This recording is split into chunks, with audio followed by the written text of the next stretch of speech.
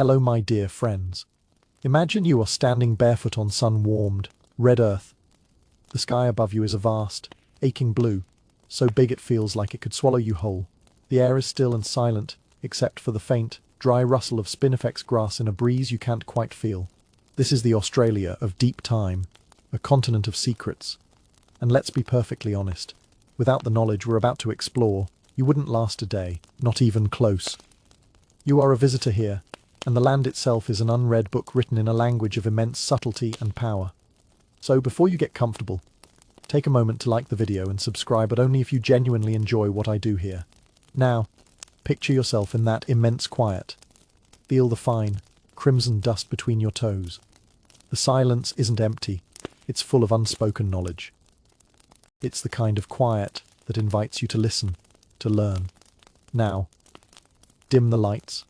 Maybe turn on a fan for that soft background hum, and let's ease into tonight's journey together. In your mind, hold up a boomerang. You know the one. It's the classic, the shaped curve of polished wood you've seen in every souvenir shop from Sydney to Perth. It's an icon, a charming symbol of a continent. You can almost feel the satisfying heft of it in your hand, the smooth, sanded grain under your thumb. You imagine throwing it, that wonderful whoosh whoosh whoosh as it slices through the air, carving a perfect, graceful arc against that impossible blue sky. And then, the magic. It slows, hangs at the apex of its journey for a breathtaking moment, and then sails back, a loyal friend returning to your hand. It's a toy. A clever, delightful, ingenious toy. It represents a playful, gentle culture, one that mastered physics for the sheer fun of it. It's a beautiful, clean, and powerful image. But that image, that charming little toy, it's a beautiful lie. Or, at least, it's a profound misdirection. The returning boomerang, the one that has so completely captured the world's imagination, was largely a novelty. A lightweight tool for scaring birds out of trees and into nets, or a plaything for children to practice their coordination. The real invention, the tool that fed families and decided battles, was a far more brutal and efficient beast. The true hunting boomerang is a different creature entirely. It's often heavier, flatter, and less curved. And here is its deadly secret. It is not designed to return. Its purpose is to do the exact opposite. It is engineered to fly straight, fast, and low, tumbling end over end with ferocious momentum. You don't throw it up into the sky. You sling it low to the ground, a horizontal scythe of hardened wood. Imagine it not soaring gracefully against the blue, but sifting through the tall, dry grass just inches above that red earth, a blur of motion too fast for the eye to properly track. Its target is the air. It's the slender, delicate legs of a kangaroo or an emu. The sound it makes isn't a gentle whoosh, but a sickening crack as it connects with bone. Its entire design is focused on a single, grim purpose: to shatter limbs, to ground a fast-moving animal, to be an instrument of pure, unadulterated, kinetic force. This wasn't a toy. It was a non-returning, bone-breaking projectile. So, why the two versions? Why create the globally famous toy and its lesser-known, deadly cousin? This wasn't an accident or a primitive design flaw. It was a demonstration of a staggering, intuitive grasp of aerodynamics and physics, a knowledge that predates Western science by millennia. The returning boomerang is a masterclass in lift and gyroscopic precession. It's essentially two airplane wings joined in the middle. As it spins, the top wing moves through the air faster than the bottom wing, generating more lift and creating an unbalanced force that gently, constantly, pushes it off its straight path and into that beautiful, curving flight. It is a tool perfected for a very specific, non-lethal task. The hunting boomerang, or Kylie as it's sometimes known, is an exercise in a different kind of physics, terminal ballistics. Its design minimizes lift and maximizes momentum. It's crafted to be stable on a linear path, to waste no energy on a return journey, and to deliver all of its rotational energy into a single, devastating impact. You wouldn't use a delicate scientific instrument to hammer a nail, and you wouldn't use a bone-shattering club to herd birds. The existence of both tools reveals a culture that didn't just have a boomerang, they had a whole toolkit of them, each one painstakingly researched and developed, carved from the hard, gnarled roots of a mulga or acacia tree, tested and refined for a specific outcome. This is the secret we'll be exploring tonight, the chasm between the surface appearance of things and the deep, profound knowledge that lies beneath. On the surface, you see a simple bent stick. But when you truly look, you see a university of physics, engineering, and materials science all held within that single object. This ability to see the hidden potential in a piece of wood, to understand the invisible laws that govern its flight, was not limited to small, handheld objects. It was a philosophy applied to the entire world. What if you could apply that same principle of careful, deliberate shaping not to a branch but to an entire continent? What if the tool you used was fire itself? That last thought hangs in the air, doesn't it? The idea of shaping an entire continent with a tool as primal and seemingly destructive as fire. When you think of the Australian wilderness, the bush, you probably picture something pristine. An ancient, untouched landscape, vast and wild, shaped only by rainfall and time. It's the great romantic illusion of Australia, a place that existed in a state of perfect, natural equilibrium before Europeans arrived, a place where humanity tiptoed so lightly that it left no trace at all. This is the Eden wave being sold, a beautiful idea of passive harmony. Early explorers like Captain Cook even remarked on it. Sailing up the coast, he wrote in his journals that the country looked like a gentleman's park in England upon grassy woodlands, easy to travel through. He saw it as a happy accident of nature, a sign that the land was empty, just waiting to be claimed. But Cook, for all his genius in navigation, was profoundly mistaken. He wasn't seeing a natural landscape. He was seeing a manicured one. He wasn't looking at wilderness. He was looking at a garden, a farm, a pasture. And the primary tool used to create this park-like expanse wasn't a plough or a spade. It was the fire stick. Here's the shocking reality that shatters the pristine illusion. For tens of thousands of years, the air on this continent would have been thick with the smell of smoke, not the acrid, terrifying smoke of a modern wildfire that blots out the sun, but a constant, hazy, bluish veil, a familiar scent of burning eucalyptus and smouldering grass.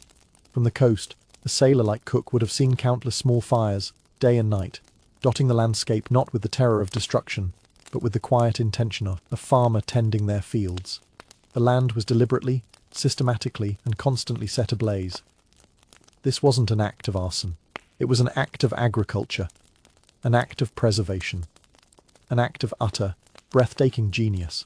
This practice, often called fire stick farming, is the reason the land looked so open and inviting. It was the greatest invention of all, a piece of ecological technology so successful it altered the entire continent. The philosophy was simple, but the science behind it was profound. You see, the Australian bush, left to its own devices, builds up immense amounts of fuel-fallen leaves, dry grass, dead branches. After a few years without fire, the forest floor becomes a tinderbox, waiting for a single lightning strike to explode into a catastrophic, high-intensity inferno that kills everything from the smallest insects to the oldest, most majestic trees. Indigenous Australians understood this cycle better than anyone. They knew that fire was inevitable. So, they took control of it. They didn't wait for the lightning strike. They walked through the land with a burning brand and in the right season. When the air was moist and the winds were gentle, they would set small, controlled fires. These were cool burns. The flames would be low, often only knee-high, and they would move slowly across the land. They would lick across the forest floor, burning up all the dry debris, the dead grass and the choking undergrowth. But they weren't hot enough to kill the giant eucalyptus trees.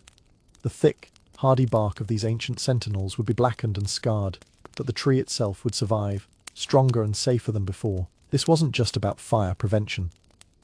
It was about regeneration. The smoke and heat from these cool burns would trigger the germination of certain native seeds, cracking open their tough outer shells and allowing them to sprout. The ash left behind would fertilize the poor Australian soil, returning essential nutrients. And within weeks of a burn, a flush of fresh, green growth, a green pick would emerge from the blackened earth. This tender new grass was irresistible to grazing animals. Kangaroos, wallabies, they would flock to these recently burned areas to feast. In essence, fire stick farming was a way to herd wild animals without fences. By burning a patch of land here, you knew that in a few weeks, it would become a rich hunting ground. You weren't just passively waiting for nature to provide, you were actively creating the conditions for abundance. So, when Cook saw a gentleman's park, he was seeing the result of millennia of this careful management. He was seeing a landscape cleared of choking undergrowth, a land where pathways were kept open, a land where new growth was constantly encouraged, and a land made safe from catastrophic fire. He wasn't seeing an empty wilderness. He was seeing a home that had been profoundly shaped and cared for. The people didn't just live in the land, they lived with it, in a partnership of management and respect. The boomerang showed a mastery of force on a small scale. Fire stick farming shows a mastery of force on a continental scale. But this intimate knowledge of force, of applying it, redirecting it, and amplifying it also found its expression in the hunt itself. It was one thing to draw the animals to you, but you still had to make the kill. And for that, you needed to turn the human body into something far more powerful than nature ever intended, using a tool that looks, at first glance, like nothing more than a simple, flat stick. Let's zoom in now, from the continental scale of fire stick farming to the intimate scale of a single person. Picture a hunter, standing poised at the edge of one of those recently burned clearings. The air still holds the faint, clean scent of ash and new grass. A kangaroo grazes peacefully, drawn in by the tender green shoots. The hunter is armed with a spear. It's long, straight, and tipped with a fire-hardened point or a sharp piece of quartz. It's a formidable weapon, to be sure. But the kangaroo is 50, maybe 60, meters away. It's a distance that seems impossible. Your arm, no matter how strong, is a system of levers with a fixed range of motion and power. You could throw the spear, but it would likely fall short, or arrive with so little force that it would only startle the animal. A throw like that is a wasted effort, a squandered opportunity.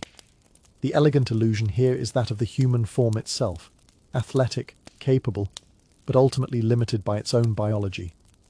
We see a lone hunter and a distant target, and our modern minds immediately think the gap is too large to bridge. We see the limits of muscle and bone. Now, let's shatter that illusion with the shocking reality of a small, unassuming piece of wood. The hunter holds something else in their hand, something you might not have even noticed at first. It's a stick, about the length of your forearm, with a small peg or hook at one end and a handle at the outer. This is the woomera. It looks like a simple tool, perhaps a paddle, or maybe something for digging. It seems almost comically inadequate for the task at hand, but this simple stick is one of the most brilliant and effective pieces of projectile technology ever invented by humankind. It is an invention that doesn't just break the rules of human anatomy, it completely rewrites them. The woomera is not a weapon in itself. It's a force multiplier. An extension of the human arm that uses the simple principle of leverage to achieve something extraordinary. The hunter fits the butt of the spear into the small hook on the woomera. The spear now rests along the length of the throwing board, held in place by the hunter's fingers, in one single, fluid motion, a motion practiced thousands upon thousands of times until it is as natural as breathing. The hunter whips their arm forward. But they are not just throwing the spear. They are throwing the woomera. The woomera acts as a second elbow and a second wrist, dramatically increasing the arc and the speed of the throw. The spear doesn't just leave the hand, it is launched from the end of the woomera with a final, powerful flick of the wrist, which translates into a massive amplification of speed and force. The physics are just breathtaking. A spear thrown by hand might travel at 50 kilometers per hour. The same spear, launched from a woomera by the same person, can exceed 160 kilometers per hour. It triples the range and multiplies the kinetic energy by a factor of 9. The sound it makes is not the gentle whisper of a hand-thrown spear, but a violent, tearing hiss as it rips through the air. That 60-meter gap to the kangaroo is no longer an impossible distance. It's an ideal range. The spear arrives not with a gentle thud, but with the force of a high-powered arrow, capable of piercing thick hide and muscle. This is the shocking reality. That simple stick transforms a human being into a biological cannon. But why go to such lengths? Why not just invent the bow and arrow? It's a question that has puzzled many. Bows and arrows were used all over the world, but they never took hold in Australia. The woomera was the technology of choice. The why behind this is a beautiful tapestry of pragmatism and ingenuity. Firstly, the raw materials for a good bow: flexible, springy wood, and strong gut for a string are not as readily available in many parts of Australia as the hard, rigid woods needed for a spear and woomera. You make your technology from what the land provides. More importantly, the woomera was a multi-tool. Its broad, often slightly curved surface wasn't an accident. When you weren't hunting, the woomera became a tray for carrying precious ochre pigments or small seeds. Its sharp edge could be used as a knife to butcher a kill, or as a tool to pray bark from a tree. You could even use it as a fire saw, rapidly rubbing its edge against a piece of soft wood to create the friction needed for an ember. Try doing that with a bow. The woomera was a portable, all-in-one survival kit. It was a spear launcher, a cutting tool, a mixing bowl, and a fire starter, all in one elegant, perfectly weighted package. It wasn't just an alternative to the bow and arrow. In the context of the Australian environment, it was arguably a superior and far more versatile technology. It embodied a philosophy of radical efficiency. Nothing had only one purpose. Every object, every action had to be layered with meaning and utility. The same philosophy of layered, hidden purpose was applied not just to tools of force, but to tools of healing as well, where a foul-smelling wad of chewed-up leaves and insect parts could hold the power to save a life. Let's move away from the hunt for a moment and consider another constant of human existence: injury. A slip of a flint knife while butchering that kangaroo, a deep gash from a sharp rock while climbing, a festering burn from a cooking fire. These are the mundane, ever-present threats. In our modern world, the response is clinical and clean. We see a gleaming pharmacy, shelves lined with sterile white boxes. We imagine antiseptics in plastic spray bottles, neat rolls of sterile gauze and tubes of triple antibiotic ointment.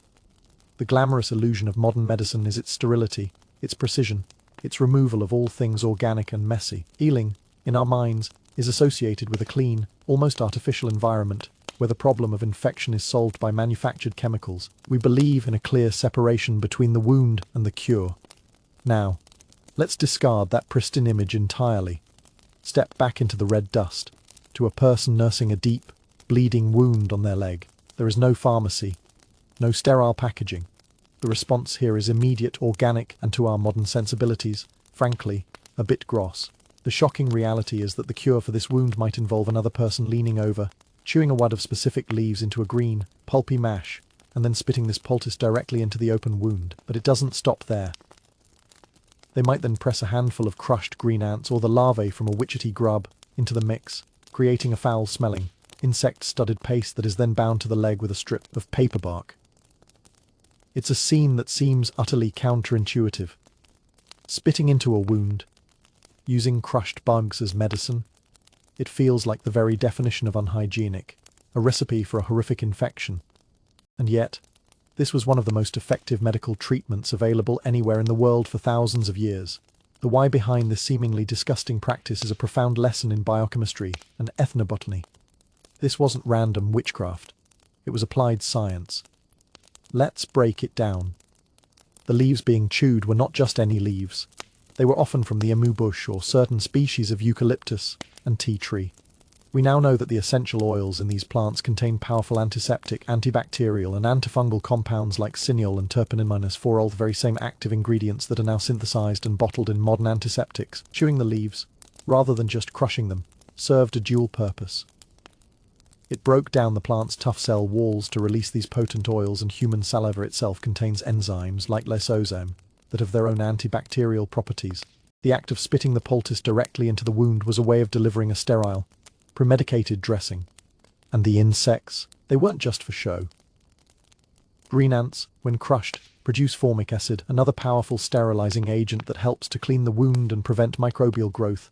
The fatty tissues of witchetty grubs are not only rich in protein and fat, which can aid tissue repair, but are also coated in a secretion with, you guessed it, antimicrobial properties. The combination of chewed leaves and insect parts created a synergistic cocktail of natural chemicals that could clean a wound, kill bacteria, reduce inflammation, and form a protective, moisture-retaining barrier over the injury. The paper bark bandage was the final touch, breathable, flexible, and also imbued with its own antiseptic oils. This wasn't a lucky guess. It was the result of millennia of trial, error, and observation. A living pharmacy where the knowledge was passed down not in books, but through action and story. It reveals a worldview that didn't see a hard line between clean and dirty in the way we do.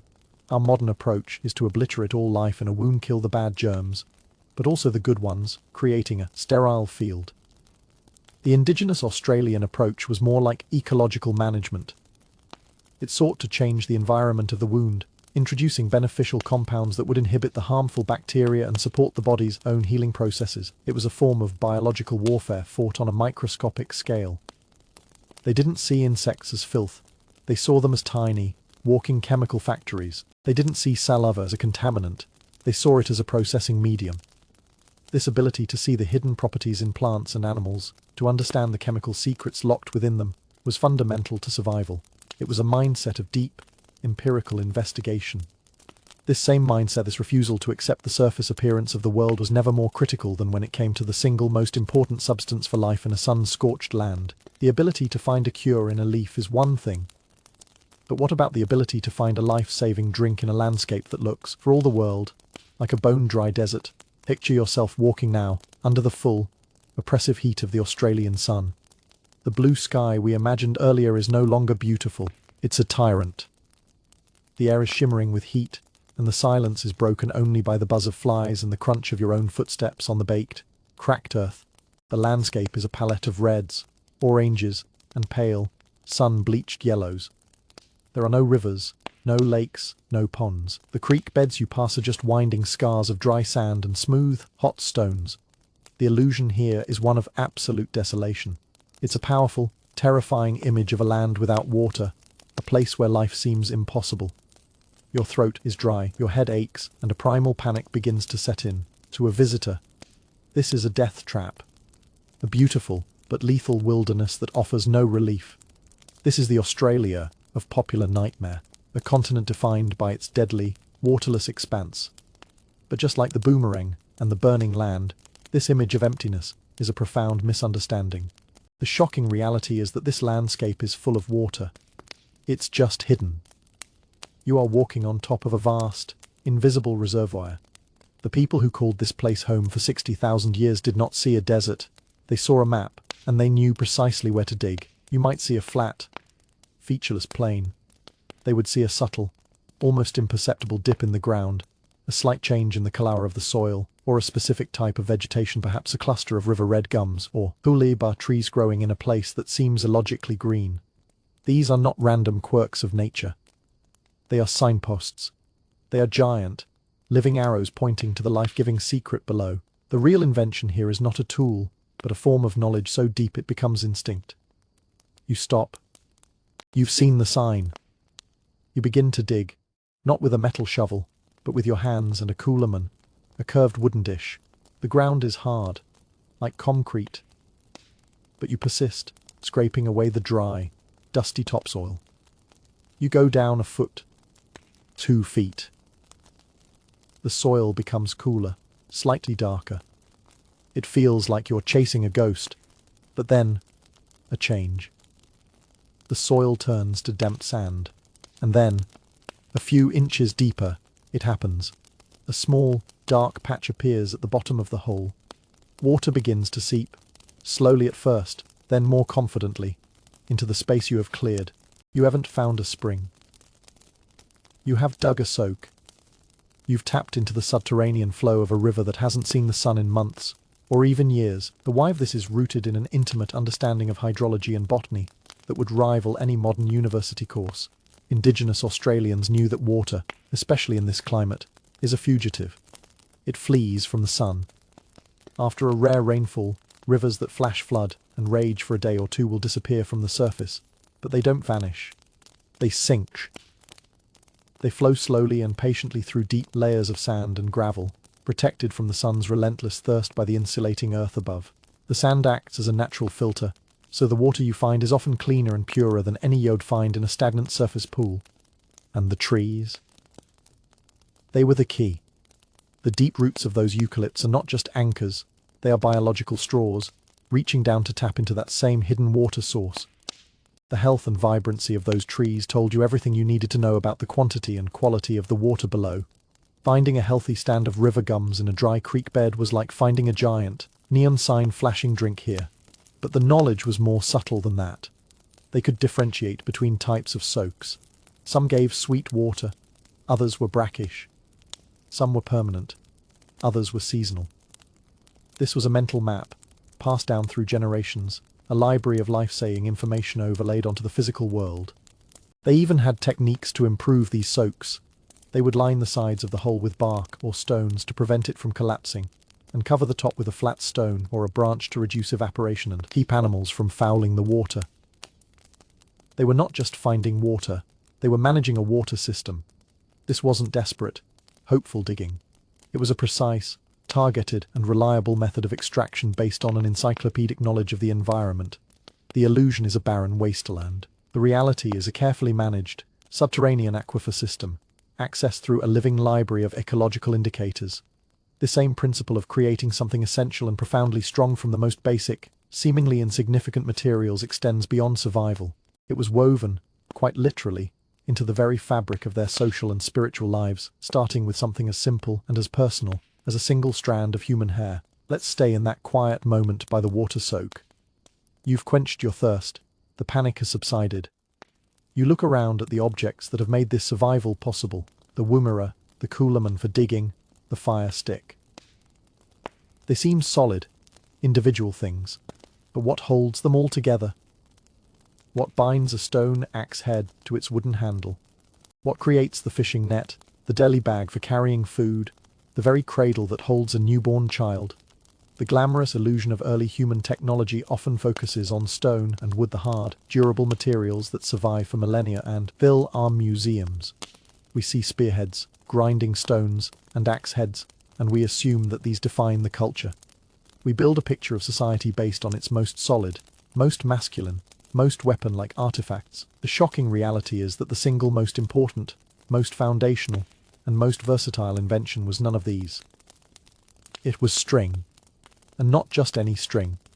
The strongest, most valued, and most sacred string was often spun from human hair. Imagine the scene. A woman sits on the ground, perhaps in the shade of a paperbark tree. She takes cuttings of her own hair, or the hair of family members, and begins to tease the fibres out. She ants the soft, downy fur from a possum or the fibrous inner bark of a currajong tree. Then, she does something incredible. She lays this loose bundle of fibres on her bare thigh. With a firm, downward roll of her palm, she twists the fibres together, spinning them into a tight, strong thread. Then, with an upward roll, she spools the newly made string onto a simple wooden spindle, or even just her thumb. Back and forth, her hand moves on her thigh, turning disparate, fragile strands into a cord of remarkable strength and utility. The dust, the sweat of her skin, the natural oils, they all help bind the fibres together. It's an act of intimate, personal creation. Society isn't being built with a hammer, it's being spun into existence on a dusty thigh. Why was this seemingly humble technology so revolutionary? Because string is the invention that allows for complex construction. You cannot have a composite tool, an axe with a handle, a spear with a fixed point without string to bind the pieces together. You cannot have nets to catch fish or birds. You cannot have woven bags to gather seeds and yams, freeing the hands to do other work. Without string, you are limited to what you can achieve with a single piece of material. With string, you can combine materials, creating tools that are more than the sum of their parts. It is the technology of connection. It literally ties the world together. And the use of human hair was not just a matter of convenience, it was a matter of profound spiritual and social significance. String made from the hair of your family was not just a functional object. It was a physical embodiment of your kinship, your connection to your ancestors, and your descendants. A belt woven from the hair of your clan was a statement of identity. A sacred object wrapped in human hair string was imbued with the spiritual essence of the people who created it. This wasn't just making rope. This was weaving the social fabric of the world into physical form. When you held a tool bound with this string, you were holding your family. When you wore a string belt, you were wearing your history. Think back to the woomera. While the wood provided the leverage, it was often string, wrapped tightly around the handle, that gave the user a secure grip. Remember the poultice for the wound. It was string, perhaps made from plant fibres this time, that bound the paperbark dressing in place. The dilly bag, used for carrying the poisonous nuts we'll soon discuss, was a marvel of woven string. This humble, ubiquitous technology was the silent partner to almost every other invention. It's the great secret hiding in plain sight. We are so dazzled by the dramatic power of the spear thrower or the continental scale of fire stick farming that we overlook the quiet, persistent strength of the technology that enabled them. It was a technology born of the body, for the body, carrying the very essence of its creators within its fibres. This idea of engineering the world on a grand scale, of not just finding resources but actively farming them, wasn't limited to burning grasslands to attract kangaroos. It was applied with even more incredible precision and permanence to the rivers themselves, creating aquatic food factories that challenge our very definition of what it means to build a civilization. Let's travel now, away from the arid red centre to the wetlands of southeastern Australia. Here, the landscape changes. The sun is less fierce, the earth is dark and rich, and the world is defined by the slow, meandering movement of water through vast floodplains. When you think of great feats of ancient engineering, your mind probably travels to the dry deserts of Egypt or the jungles of Mesoamerica. You picture the great pyramids of Giza or the towering temples of Tikal. The glamorous illusion of ancient aquaculture and engineering is one of monumental stone, of pharaohs and kings commanding armies of laborers to build vast, static structures for the glory of the gods or the entombment of the dead. It's a vision of grand, centralized power, of a society that imposes its will upon the landscape with brute force and colossal symmetry. Now, let that image dissolve.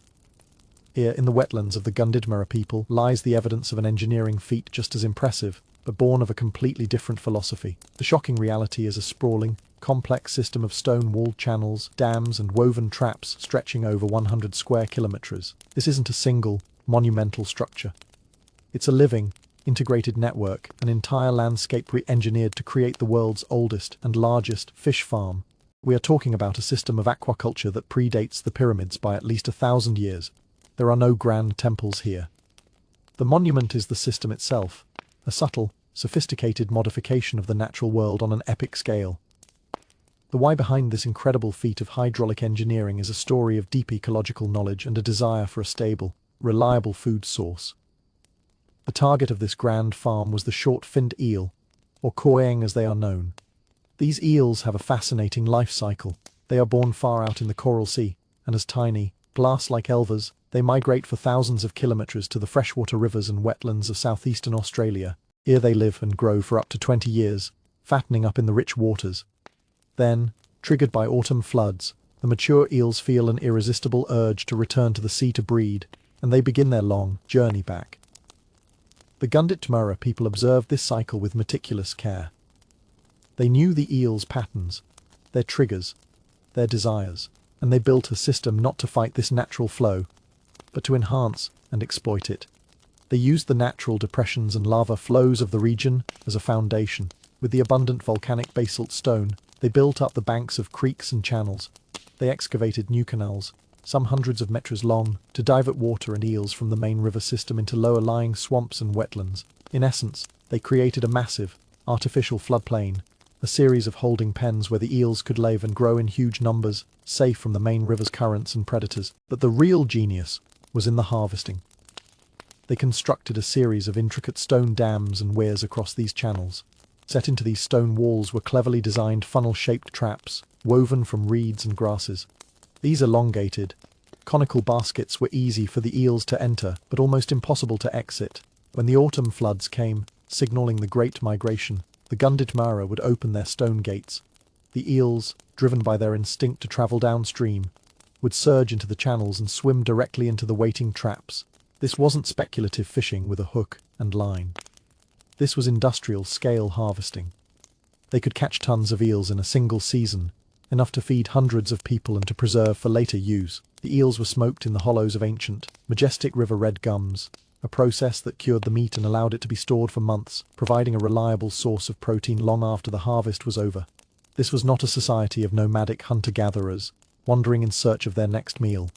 This was a settled, sedentary community of engineers, astronomers and farmers who had so profoundly mastered their environment that they could create a permanent food surplus. They built permanent stone dwellings near their eel traps. The illusion of the simple, wandering aboriginal is shattered by the reality of the Gunditjmara, who built a complex, settled society based on a deep understanding of hydrology and animal behavior. They didn't just find food in the landscape, they redesigned the landscape to produce food for them. This same intimate partnership with the natural world, allowing nature to do most of the work, is also the secret behind one of Australia's most famous sounds, a sound that isn't made by a craftsman, but grown by the land itself. Let's leave the intricate stone fish traps and journey north, to the warm, humid woodlands of Arnhem Land. I want you to listen. In the stillness of the evening, a sound begins. It's a low, resonant drone, a vibration that seems to come from the earth itself. It's a sound that has become synonymous with Australia, an iconic auditory symbol of the continent. It's the sound of the didgeridoo. The glamorous illusion surrounding this instrument is one of mystical, ancient craftsmanship. We picture a master artisan, selecting the perfect tree, painstakingly carving and chiseling, hollowing out a branch with secret techniques passed down through the generations. We imagine him shaping the mouthpiece, tuning the instrument, testing its resonance, until it produces that perfect, soul-stirring hum. It's a romantic vision of human artistry, of a craftsman imposing his will upon a piece of raw wood to create a musical masterpiece. But that vision, as beautiful as it is almost entirely wrong. The shocking reality is that a true, traditional didgeridoo or yedaki is not made by a person, it is made by termites. The artisan's job is not to carve the instrument, but to find it. This isn't an act of fabrication, it's an act of collaboration with the insect world. The process begins not with a chisel, but with a walk through the bush. The yedaki player taps on the trunks of smaller eucalyptus trees, particularly species like the stringy bark or woolly butt. He isn't listening for the quality of the wood, he is listening for a very specific sound, a dull, hollow resonance that tells him the tree's heartwood has been eaten away. He is listening for the work of termites. These tiny insects, which most of us would consider pests, are the true master craftsmen here. Over the course of years, they meticulously chew their way up the center of the living tree, creating a perfectly imperfect, naturally tapered, hollow tube. They are the ones who do the boring, the hollowing, the delicate work of removing the wood from the inside out. When the yedaki player finds a likely candidate, he cuts the tree down and strips the bark. He might clean out the loose debris from the inside, perhaps fine-tune the mouthpiece with a bit of beeswax, and maybe paint the outside with sacred clan designs. But the fundamental form, the resonant hollow that gives the instrument its unique voice, is a gift from the termites. The why behind this method is a perfect example of the philosophy of working with the landscape, not against it. Why spend weeks of painstaking, laborious effort trying to hollow out a log of incredibly hard eucalyptus wood with primitive tools, when the world around you provides a creature that will do it for you, for free? This approach demonstrates a profound understanding of natural processes and a humility that allows for partnership with other living beings. The termites aren't a pest to be eradicated. They are a partner in creation. The musician doesn't see himself as a solitary genius, but as someone who completes a process that nature began. Furthermore, this method of creation is what gives the didgeridoo its unique sound. A perfectly drilled, machine-made tube produces a clean, sterile tone, but the termites do not eat in a perfectly straight line. They meander. They create bumps, ridges, and variations in the thickness of the inner wall. It is these imperfections, these organic variations, that give the yedaki its rich, complex overtones and its deep, resonant voice. The sound is not just air vibrating in a tube, it's the story of the tree, the rain, the sun, and the tireless work of a million tiny mouths. The instrument embodies its own creation myth. It's a complete inversion of our Western idea of art and creation. We celebrate the lone artist, the heroic sculptor who tames the stone. Here, the celebration is of the ecosystem, of the quiet, patient collaboration between human, tree, and insect. The human is the finder, the finisher, the one who gives the form its breath and its voice, but not its essential shape. This principle of finding treasure in the most unexpected places, of seeing a resource where others might see waste or decay, extends even to the sticky, unappealing resin of a spiky desert grass, which, with a bit of foul-smelling ingenuity, could be transformed into a kind of ancient superglue. We're back in the dry country now. The air is hot, and the ground is covered in endless clumps of a tough, spiky plant that seems designed to punish your ankles. This is spinifex grass. To the uninformed eye, it's a nuisance. It's the very picture of a useless, uninviting plant. The glamorous illusion of tool-making, as we've touched on before, revolves around heroic materials, strong wood for a spear, hard flint for a knife edge.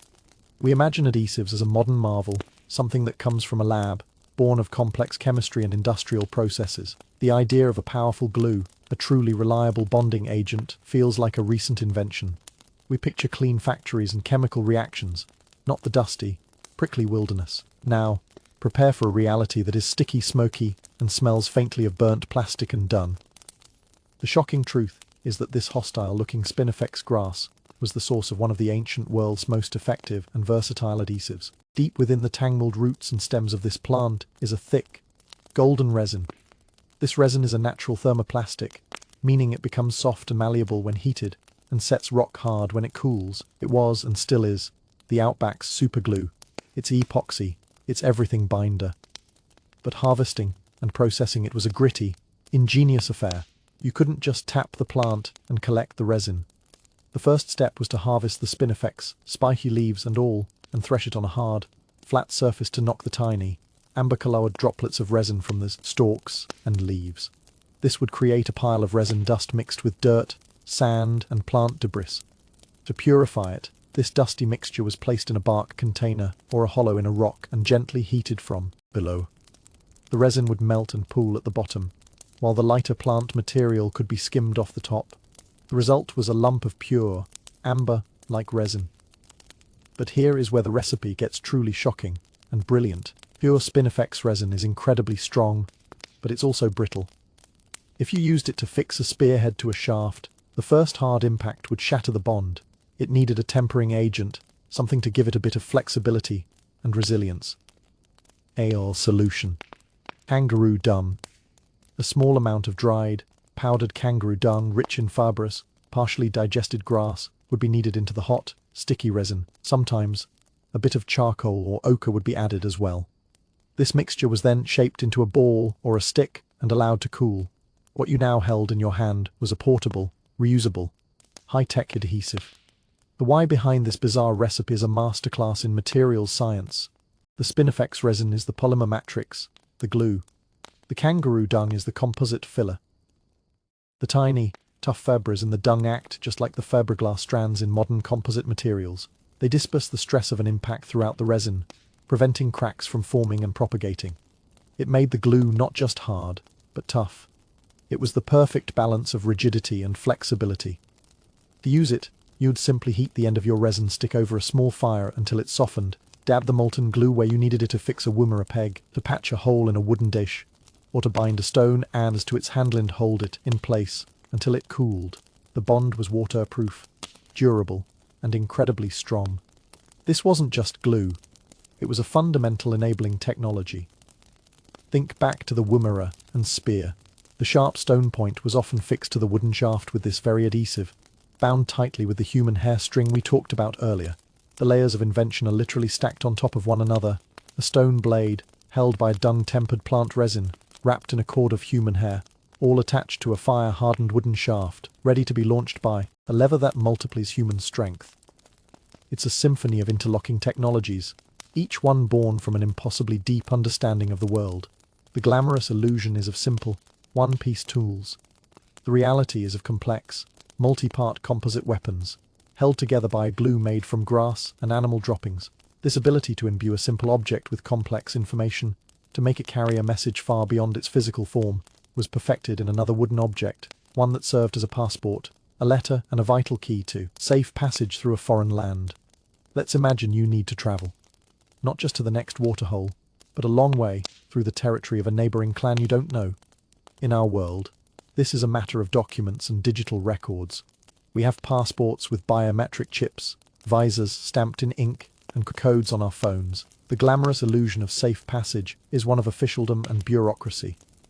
It's about crisp paper, formal languages, and the authority of a centralized government. We place our faith in these impersonal systems to verify our identity and grant us permission to cross borders. The document itself is just a symbol. Its power comes from the vast, unseen infrastructure of the state that stands behind it. It's a clean, abstract, and highly regulated process. Now, erase that entire concept. You are standing at the edge of your clan's lands, about to step into the country of another. There are no marked borders, no fences, no guards. But the boundary is as real as any wall. To cross it without permission is an act of trespass, a transgression that could easily cost you your life. Your passport, your letter of introduction, your visa's a piece of wood. It's a message stick. To our eyes, it's a beautiful, but enigmatic object. A length of hardwood, perhaps the size of a ruler, flattened on one or two sides and covered in a complex pattern of incised notches, zigzags, dots, and curving lines. It looks like a piece of folk art, a decorative artifact, something you might see in a museum case labeled ritual object, purpose unknown. The shocking reality is that this piece of art is a document of immense complexity and power. It is not just decorative. It is encoded with precise information. This is not writing as we know it, with an alphabet and grammar. It is a mnemonic device, a tangible summary of a verbal message carried by a messenger who has memorized the full story.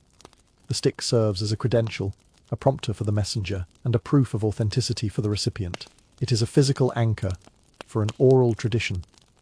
Let's break down the why and how it worked. When a message needed to be sent, perhaps an invitation to a ceremony, a request for trade, or a warning of a coming threat, the elders of a group would craft a message stick. The type of wood used might signify the sender's clan. The overall shape could indicate the general nature of the message, peaceful or urgent. Then, the specific marks would be carved. A series of notches might indicate the number of people traveling. A set of wavy lines could represent a specific river you must cross. A circle might denote a meeting place, like a known waterhole or ceremonial ground. Each symbol was a point of reference, a chapter heading in the story the messenger had been taught to recite. When the messenger arrived at the border of the new territory, they would not try to sneak in. They would make their presence known, perhaps with a signal fire, and wait. When confronted, they would present the message stick. The local elders would take the stick. They could read it. Not in the sense of deciphering a written text, but by recognizing the symbols and their traditional meanings. They would look at the stick, then at the messenger, and ask him to recite the message. The marks on the stick had to correspond perfectly with the spoken words. If the stick showed 3 wavy lines, and the messenger spoke of crossing 3 rivers, his story was verified. If he spoke of an invitation to a corroboree, and the stick bore the symbol for that ceremony, he was legitimate. The stick was the proof that his message wasn't something he just made up along the way. It proved he was an authorized ambassador. This system was brilliant because it combined the flexibility and detail of oral communication with the authority and permanence of a physical object. The stick itself was a passport, proving the carrier had the right to be there. But it was also a letter, outlining the purpose of the journey.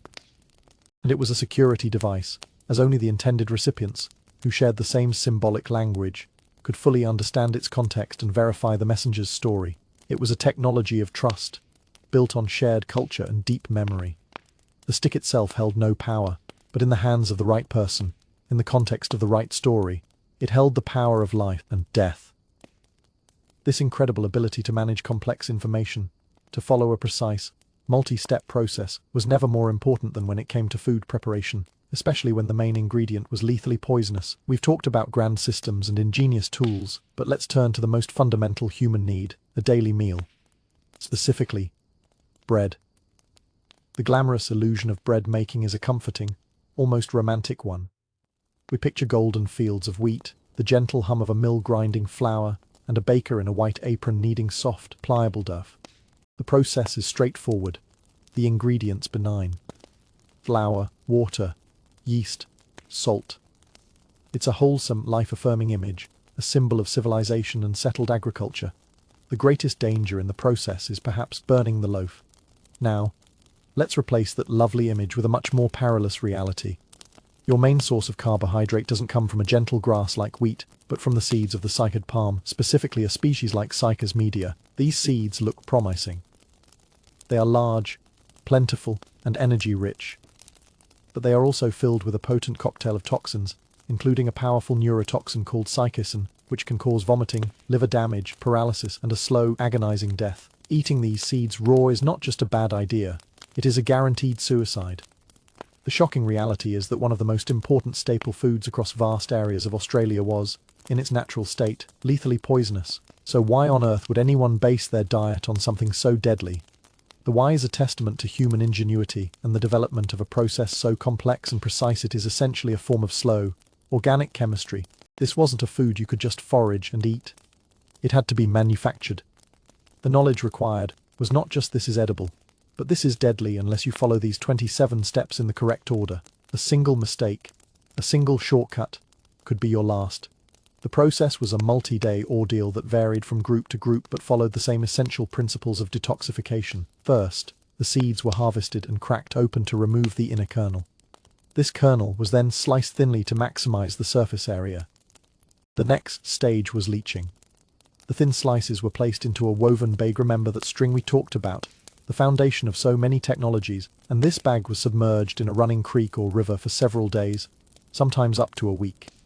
The flowing water would slowly, patiently, wash away the water-soluble toxins. This required finding a stream with the right flow. Too fast, and you would lose your bag, too slow, and the toxins wouldn't be carried away effectively. But the process wasn't over. After leaching, the seeds were still not safe. They contained other, less soluble poisons and starches that needed to be broken down. So, the softened, leached kernels were taken to a grinding stone.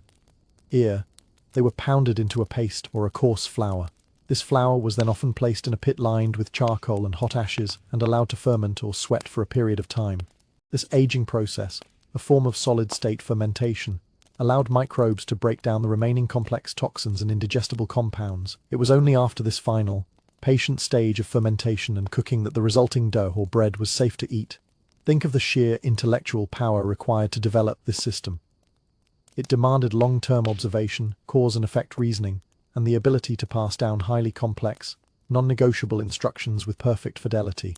Someone had to be the first to figure this out, likely through tragic, fatal trial and error. This wasn't just cooking. It was a high-stakes chemical protocol. It shatters the illusion of a simple hand-to-mouth existence. This was a society that had mastered a complex food production chain, transforming a deadly poison into a life-sustaining staple through a deep understanding of solubility, fermentation, and chemistry. It was a technology of patience and precision. This mastery of processing grains and seeds wasn't just for detoxifying cycads. It was also the key to another shocking discovery, one that rewrites the entire global history of one of humanity's most important inventions, the baking of the very first loaf of bread. Let's stay with the scent of baking bread for a moment. But this time, let's think about its history on a global scale. Ask anyone where bread was invented, and the answer will almost certainly point to the Fertile Crescent. The glamorous illusion, backed by decades of archaeology, is that the first bread was baked around 14,000 years ago by the Netuphian people in what is now Jordan. The story is tied directly to the dawn of agriculture. We picture settled villages, fields of domesticated wheat and barley, and the invention of permanent stone hearths and ovens. Bread, in this narrative, is the child of the agricultural revolution, a product of a society that had learned to tame the land and cultivate grains. It's a cornerstone of the story of civilization as we know it, a story that begins firmly in the Middle East. But what if that entire timeline is wrong? The shocking reality, uncovered by grinding stones and ancient charcoal, is that the oldest bread in the world was not baked in Jordan. It was baked in Australia. Archaeological evidence from sites like Cuddy Springs and Gundabooka in New South Wales has revealed grinding stones with traces of starch from wild grasses, like millet and sorghum. These stones have been dated to be over 30,000 years old, some estimates pushing it closer to 36,000 years. This means that indigenous Australians were harvesting native grains, grinding them into flour, mixing that flour with water to make a dough, and baking it into a simple flatbread or seed cake at least 15,000 years before the farmers of the Fertile Crescent. It wasn't just a one-off. This was a widespread, sustained technology. This discovery doesn't just nudge the timeline back a bit. It completely detonates our conventional understanding of human innovation. The why behind this is that bread was not, in fact, a child of the agricultural revolution. It was a product of the hunter-gatherer revolution. The people baking this bread were not settled farmers. They were mobile, living in tune with the seasonal availability of different plants. They didn't need to domesticate the grasses, because the fire stick farming we talked about earlier ensured that the native grains they relied on grew in abundance year after year. They had all the benefits of a grain harvest without the back-breaking labor of ploughing, sowing, and weeding.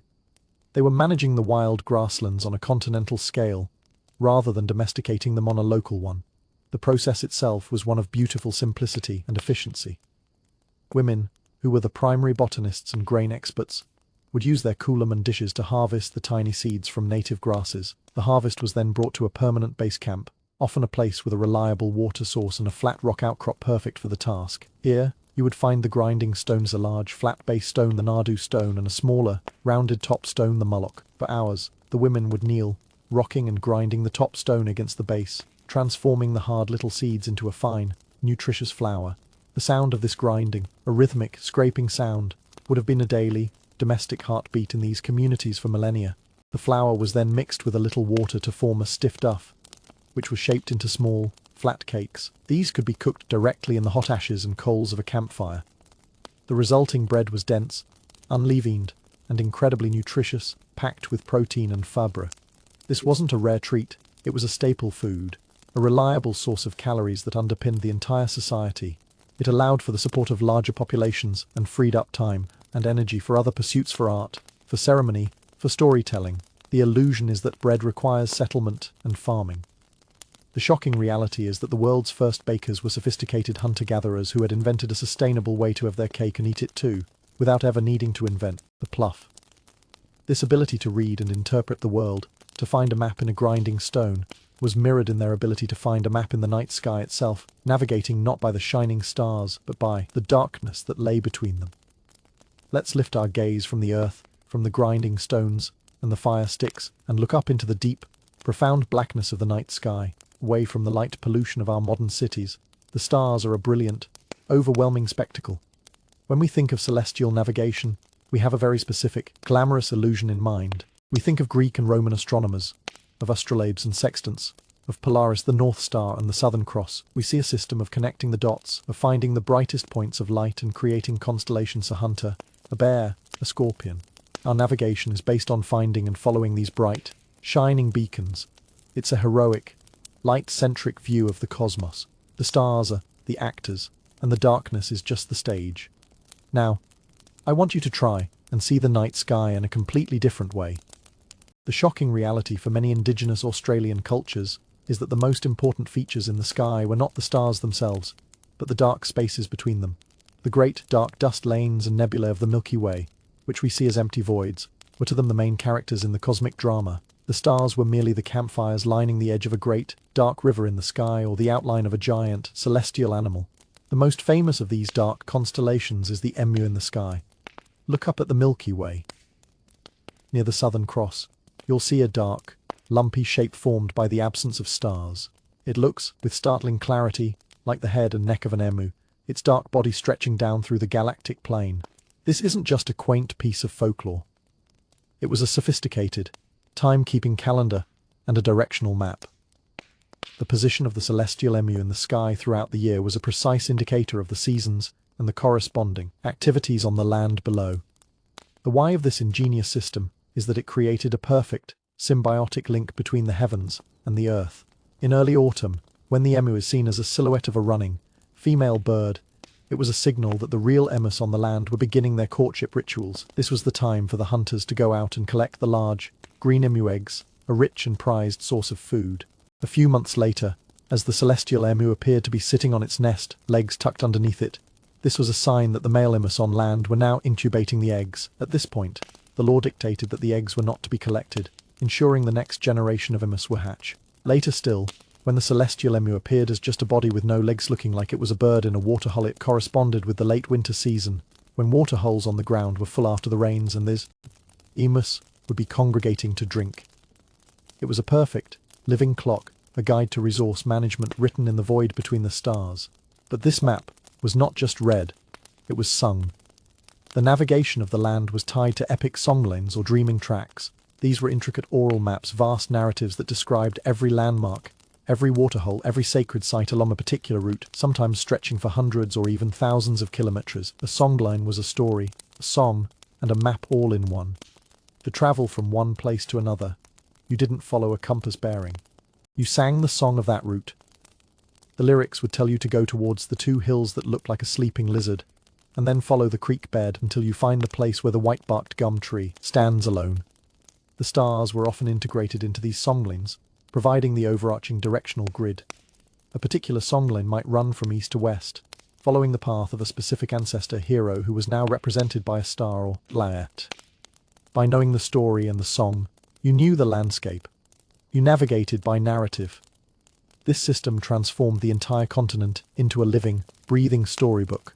Every rock, every river, every tree was a character or a chapter in a vast, interconnected epic. The glamour of a paper map is its objective precision. The shocking reality of the songline is its subjective, living power, a map that could only be read by those who knew the story. A map that was impossible to lose because you carried it inside your own memory. This deep, symbolic connection, the idea that a physical substance could be a vessel for story and spirit, was never more potent than in the use of a simple, ubiquitous red clay. Let's return to the earth one last time. Feel that fine, red dust beneath your feet again. In our modern world, we think of value in terms of rarity and lustre. The glamorous illusion of wealth, is embodied by gold, silver, and diamonds. These materials are precious because they are scarce, durable, and shiny. They are the currency of kings and empires, the stuff of crowns and treasures. Their value is largely aesthetic and symbolic of power, but they have little practical, day-to-day utility. You cannot eat gold. You cannot build a shelter with diamonds. Their worth is a social construct based on their glitter and their inability to rust. Now, let's look at the earth with different eyes. The most valuable substance in traditional Australian society was not a metal or a gemstone. The shocking reality is that it was ochre. It was clay. Specifically, red ochre, a soft, iron oxide-rich earth pigment that can be found across the continent. This humble-looking, rust-colored dirt was more valuable than gold. It was mined, traded across vast distances along ancient trade routes, fought over and treasured. It was the lifeblood of ceremony, art, and medicine. A single block of high-quality, deep red ochre, found only at a specific sacred site, could be worth more than a dozen spears. The why behind the immense value of this simple clay is that it was a substance of profound utility and spiritual power. It was a multi-tool of the highest order. Let's start with the practical. Red ochre, when ground into a powder and mixed with water or emu fat, creates a thick, durable paste. This paste was one of the world's first and most effective sunscreens. Applied to the skin, the iron oxide particles physically block harmful ultraviolet rays, a critical piece of technology in the harsh Australian sun. Remember that poultice we made with chewed leaves? Ochre was often added to that mix. Its high iron content and astringent properties helped to dry out wounds, stop bleeding, and create a protective, antiseptic barrier that prevented infection. It was also ingested in small quantities to treat digestive ailments, its clay particles helping to absorb toxins and soothe an upset stomach. It was a sunscreen, a first aid kit, and an internal medicine, all from the same piece of earth. But its physical properties were only half the story. The true power of ochre was spiritual. Red is the color of blood, of life force, of energy. When a person was painted with red ochre for a ceremony, they were not just decorating themselves, they were transforming. They were connecting themselves to the dreaming, to the ancestral beings who created the world. The ochre was a sacred substance, a physical manifestation of the spiritual world.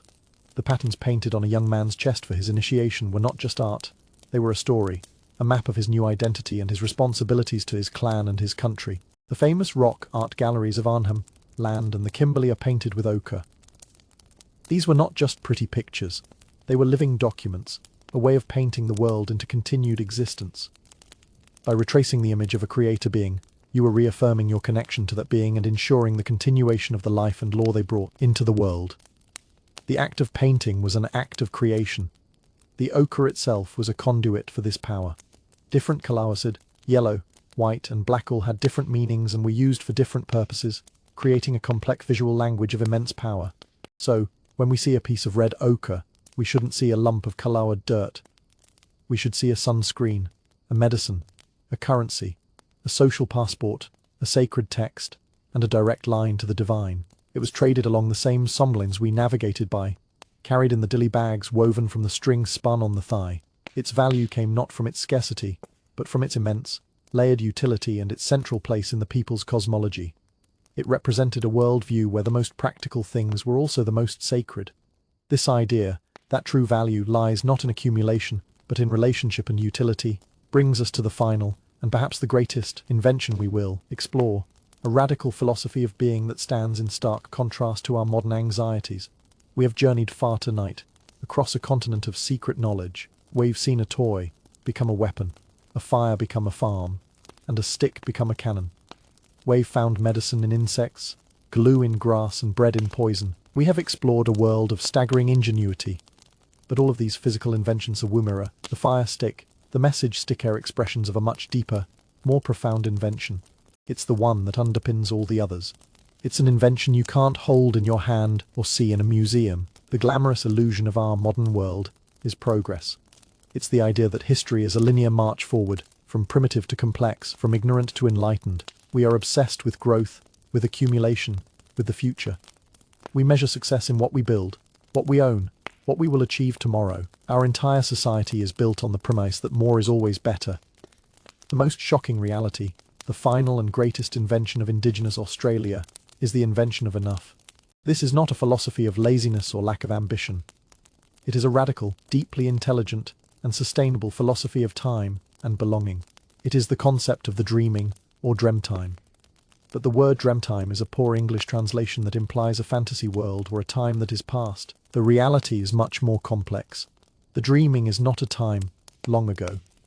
It is a constant, parallel state of being. The ancestral spirits who created the world are not dead. They are eternally present. The past, the present, and the future are not a straight line. They are a single, eternal moment that is constantly unfolding. The why of this worldview is that it completely reorients your purpose in life. If the world was created perfect and complete by the ancestors, and if those ancestors are still present and watching, then your job is not to improve the world. It is not to build bigger, conquer more, or accumulate wealth. Your job, your sacred duty, is to maintain it. It is to perform the ceremonies, sing the songs, and tell the stories that keep the world in balance, exactly as it was meant to be.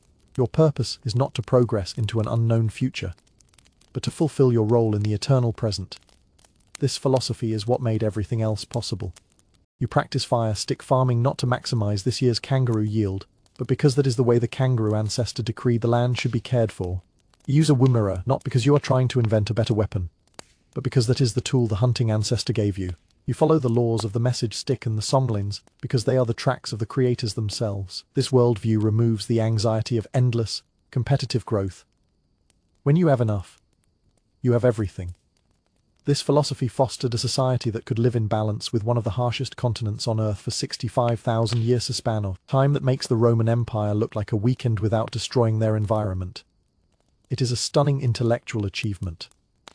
In a world now facing ecological crisis, driven by a relentless hunger for more, this ancient idea of enough feels more revolutionary than ever. It's not about technological simplicity. We have seen the incredible complexity of the tools and systems they developed. It is about a different goal. The goal was not wealth, but balance. Not progress, but harmony. Not ownership, but custodianship. The boomerang, the fire stick, the fish traps, the bread making, they were all simply tools to achieve this state of perfect, sustainable balance. The final, hidden secret of indigenous Australian invention wasn't how to make things, but how to be. It was the understanding that you are not separate from the world you inhabit. You are a part of a story, a song, a landscape that is infinitely intelligent and alive. And your role is not to be its master, but to be its memory, its voice, and its caretaker for all of time.